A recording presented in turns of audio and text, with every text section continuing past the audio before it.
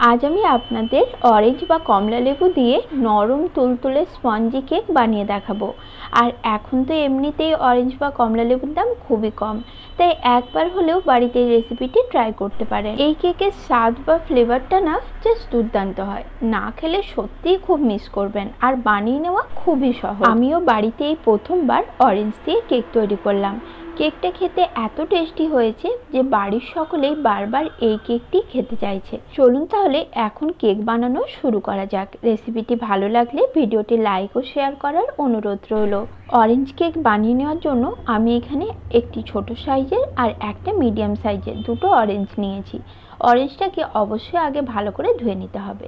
এখন গ্রেটার দিয়ে অরেঞ্জের যে ওপরে খোসাটা এইভাবে একটু গ্রেট করে নিচ্ছি। তবে অরেঞ্জের খোসার সাদা অংশটা বের হওয়া পর্যন্ত গ্রেট করা যাবে না, জাস্ট ওপরের অংশটাই এইভাবে গ্রেট করে একটু বার করে নিতে হবে। ওপরের এই হলুদ অংশটা 1 চামচ মতো বার করে নিলেই হবে। এইটার কারণে কেকের ফ্লেভার বা টেস্টটা কিন্তু অনেক গুণ বেড়ে যায়, তাই এই কাজটা অবশ্যই করতে হবে। এটা এখন আমি একটি প্লেটে তুলে রাখছি। আর এখন সবচেয়ে ইম্পর্টেন্ট কাজ হলো অরেঞ্জের জুসটা বের করে নেওয়া। তার জন্য অবশ্যই যে অরেঞ্জের খোসাটা ছাড়িয়ে নিতে হবে, তারপর এর প্রত্যেকটা পিস থেকে বীজ ও খোসাটা বের করে নিতে হবে।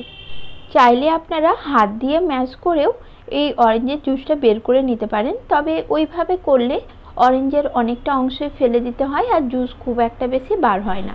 আর এইভাবে করলে দেখবেন অরেঞ্জের পুরো জুসটা আপনারা সহজেই বের করে নিতে পারবেন। এইভাবে দেখুন, প্রথমে যে অরেঞ্জের কোয়াগুলো রয়েছে সেগুলোর খোসাটা ছাড়িয়ে নিতে হবে, আর বীজ থাকলে সেটাও বেছে নিতে হবে। যেহেতু আমি এটা মিক্সিতে পেস্ট করে জুসটা তৈরি করব, সেই কারণে কোনোভাবে যদি একটা বা দুটো বীজ থেকে যায় তাহলে কিন্তু অরেঞ্জ জুসটা একদম তেতো হয়ে যাবে। তাই অবশ্যই বীজ ও খোসাটা এইভাবেই বেছে নিতে হবে। যদি মিক্সার না থাকে তাহলে অরেঞ্জটাকে ম্যাশ করে ছাঁকনিতে জুসটা ছেঁকে নিতে পারেন। দেখুন, এইভাবেই দুটো অরেঞ্জের কোয়ার খোসা ও বীজ আমি বেছে নিয়েছি। এখন এই অরেঞ্জটাকে আমি মিক্সার জারের মধ্যে নিয়ে নিলাম। এবার এটাকে আমি ভালো করে ব্লেন্ড করে নেব। আর ব্লেন্ড করে নেওয়ার পর এটা কিন্তু অবশ্যই ছাঁকনিতে ছেঁকে নিতে হবে। দেখুন, ছাঁকনির ওপরে জুসটা আমি ঢেলে দিলাম। এবার হাত দিয়ে খুব ভালোভাবে জুসটা এইভাবে বের করে নিতে হবে। দেখুন, জুসটা খুব ভালোভাবে ছেঁকে নিয়েছি, আর এই সামান্য বাড়তি অংশটা ফেলে দেব। তো অরেঞ্জ জুস আমার তৈরি হয়ে গেল। এদিকে অন্য একটি মিক্সিং বোলের মধ্যে নিয়ে নিচ্ছি একটি ডিমটা ফাটিয়ে নিলাম। আর ডিমটা অবশ্যই রুম টেম্পারেচারেই থাকতে হবে। কেক বানানোর জন্য ডাইরেক্ট ফ্রিজ থেকে ডিম বের করে ব্যবহার করা যাবে না, তাতে কেকটা কখনোই পারফেক্ট তৈরি হবে না আর ফুলবেও না। এখন এর মধ্যে দিয়ে দিলাম 1/2 কাপ চিনি আর 1/4 কাপ সাদা তেল। সাদা তেলে কোনো রকম স্বাদ বা গন্ধ থাকে না, তাই সাদা তেলের পরিবর্তে চাইলে আপনারা বাটার অথবা ঘিও ব্যবহার করতে পারেন, তবে আমি এখানে সাদা তেলই ব্যবহার করেছি।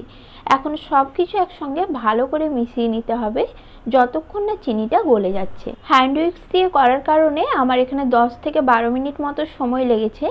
আপনারা চাইলে মিক্সিতে ওটা ব্লেন্ড করে নিতে পারেন। মিক্সিতে হাই ফ্লেমে 30 থেকে 40 সেকেন্ড মতো ব্লেন্ড করে নিলেই এই ব্যাটারটা তৈরি হয়ে যাবে। তো ভালো মতো চিনি গলে যাওয়ার পর আমি এখানে অরেঞ্জ জুসটা দিয়ে দিলাম। এখানে আমার 1 কাপ অরেঞ্জ জুস বার হয়েছে, তার মধ্যে 1/2 কাপ আমি ব্যাটারে দিয়ে দিলাম আর 1/2 কাপ আমি পরে ব্যবহার করব। এখন সব কিছু একসঙ্গে খুব ভালো করে মিশিয়ে নিলাম।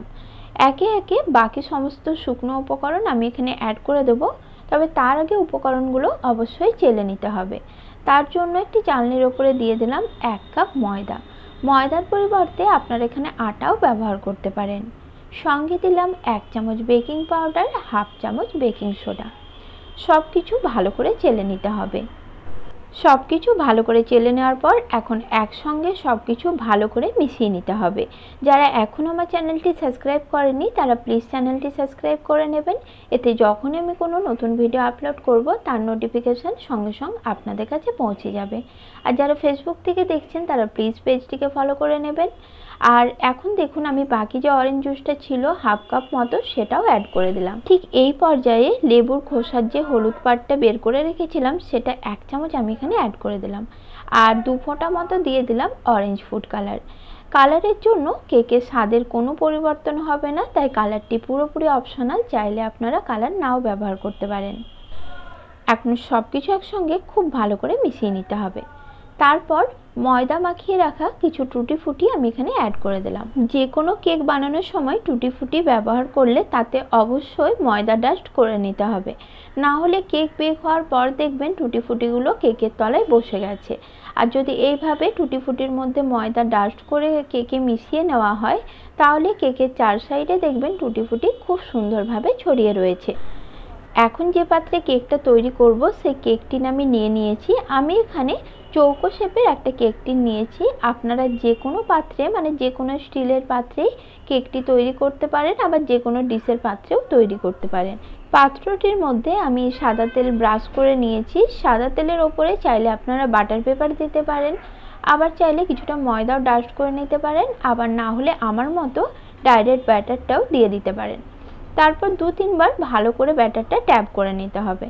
এখন কেকের ওপরে আমি এইভাবে কিছুটা কাজু দিয়ে সাজিয়ে নিচ্ছি, আর দিয়ে দিচ্ছি কিছুটা কিশমিশ। এটাও কিন্তু পুরোপুরি অপশনাল, জাস্ট কেকটা একটু সুন্দর দেখানোর জন্য এইভাবে আমি ডেকোরেট করে নিচ্ছি। তো এবার কেকটা বেক হতে বসিয়ে দেব। তার জন্য 10 মিনিট আগের থেকে লো ফ্লেমে কড়াই আমি ফ্রিহিট হতে রেখে দিয়েছিলাম, আর কড়াইয়ের মাঝে রেখেছি একটি স্ট্যান্ড। সেই স্ট্যান্ডের উপরে আমি কেক টিনটা বসিয়ে দিলাম। এখন ওপর থেকে একটি বড় গামলা ঢেকে দিচ্ছি, কারণ কেকটা ফুলে কিন্তু ডাবল হয়ে যাবে। এবার একদম লো ফ্লেমে 45 মিনিট মতো কেকটা আমি বেক করে নিয়েছি, আর দেখুন কেকটা কি সুন্দর ফুলেছে। কেকটা আমি একটা চামচের বোটার সাহায্যে এইভাবে চেক করে নিচ্ছি যে ভেতর থেকে পারফেক্ট বেক হয়েছে কিনা। দেখুন চামচের বোটা একদম ক্লিন বার হয়েছে, তার মানে কেকটাও ভেতর থেকে একদম পারফেক্ট তৈরি হয়েছে। এবার কেকটি আমি পুরোপুরি ঠান্ডা করে নিয়েছি। তারপর একটি ছুরির সাহায্যে কেকের চার সাইডটা এভাবে একটু আলগা করে নিচ্ছি। এবার কেকটা একটি প্লেটের ওপর নিয়ে আর ওপর থেকে এভাবে একটু প্রেস করলেই দেখবেন খুব সহজেই মোল্ড আউট হয়ে যাবে। আর দেখতে যেমন সুন্দর হয়েছে তেমনই নরম তুলতুলে আর স্পঞ্জি কেক তৈরি হয়েছে। কেটে আপনাদের দেখিয়ে দিচ্ছি কেকটা ভেতর থেকে কীরকম হয়েছে। দেখুন টুটি ফুটিটাও চার সাইডে খুব সুন্দরভাবে ছড়িয়ে রয়েছে। কতটা স্পঞ্জি তৈরি হয়েছে দেখুন, আর খেতে তো জাস্ট বলার নয়, দারুণ টেস্টি হয়। রেসিপি আপনাদের কেমন লাগলো কমেন্টে অবশ্যই জানাবেন। নমস্কার বন্ধুরা, সকলেই ভালো থাকবেন।